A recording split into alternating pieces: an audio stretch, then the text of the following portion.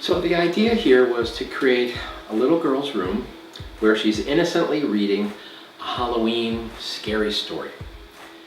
And the fantasy of the picture is that in this enchanted forest that's painted on her wall with fairies and woodland creatures, there is actually a piece of her wall that's come alive. And so there's a body painted model back in here. And she looks wonderful and she's very menacing. She's not a friendly fairy. So that's kind of the humor of the picture and also the ominous aspect of it, if you will. Joe wanted this creature or this, mean little fairy to be coming out of the tree. She's her own thing, but she is also a part of the bark. And so that was my most concern, was to put the most detail in that bark. Very excited to work with Joe McNally again. We've done quite a few projects before, and I always enjoy working with him. He's awesome, love him. We're matching the model who's supposed to look like a witch or a fairy or like some kind of mysterious and creepy creature with a mural painted on a wall. It's not that easy, and to make it look like the wall. Okay, thank you. Appreciate it. How about another book? Another book. I actually would love to get a few books up here and maybe just even scatter them on the floor and stuff like that. Hi, I'm Catherine Hammond. I'm a prop stylist. I was very excited because of our pixie/fairy theme. And my first thought was to go to one of my favorite books. It has amazing paintings done, I would say, like in the 1800s. Really magical. These kind of antique-y burnish hues. So I thought those paired with what the mural artist was doing with the tree, I felt that coloration would work really well. So right here we have one of our main lights. It's three 2400 watt second packs, acute 2s from ProPhoto. What we do is we have these banking off of a 6x6 silver board, and this is actually kicking back up into our bedroom window up here, giving a feel of like a moonlight. And another SB unit.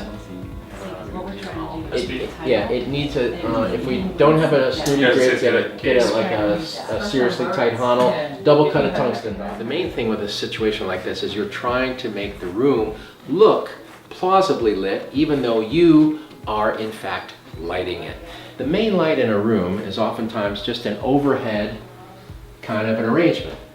So I mimic that by using a ProPhoto globe, and I bare tube a B4 light, and that fills just a little bit. It's running very weakly. The dominant light is still that light through the window, but you can't just live by that alone because there's a lot of other area to cover. So this light drapes itself, or kind of pushes its way into the corners of the room and brings up some detail in the painting, which is lovely.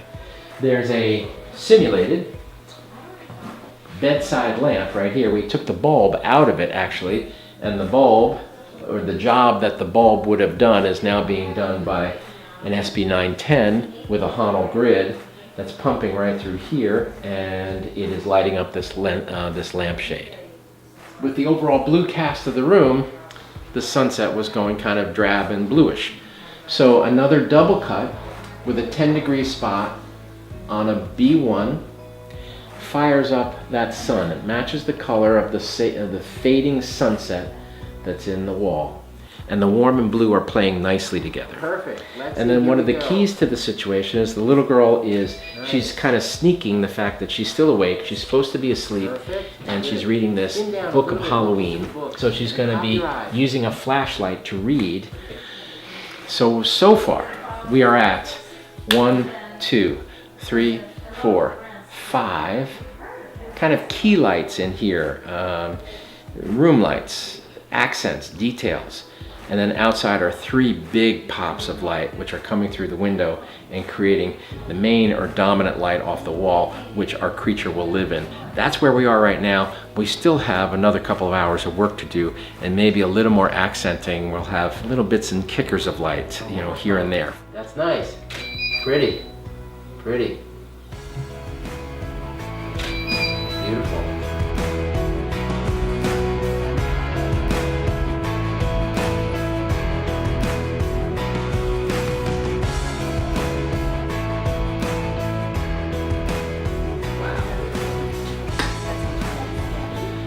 What do we think about her hair? Do you think we need a bird in her hair? The big hair? I think it'd be kind of cool to put one in, actually. All the talent has come together and everything is just last minute details, and you still haven't got the picture, and you are just like ready to like eat your arm, you know, in anxiety, or you know, you're just like sweating bullets because all of this time and effort has gone in to right here, right now, and it's just the last minute stuff that always goes wrong on a photo shoot. It drives you bananas. So that's what I'm just trying to stay calm about right now, you know, stay in the happy place. Yeah, we'll get it, we'll get it. Okay, a little adjustment here. Okay, no, the hair's not right. Okay, let's do this. Okay, yeah, all the tiny little bits and pieces of expertise that coming together right before you actually go, okay, we can shoot now.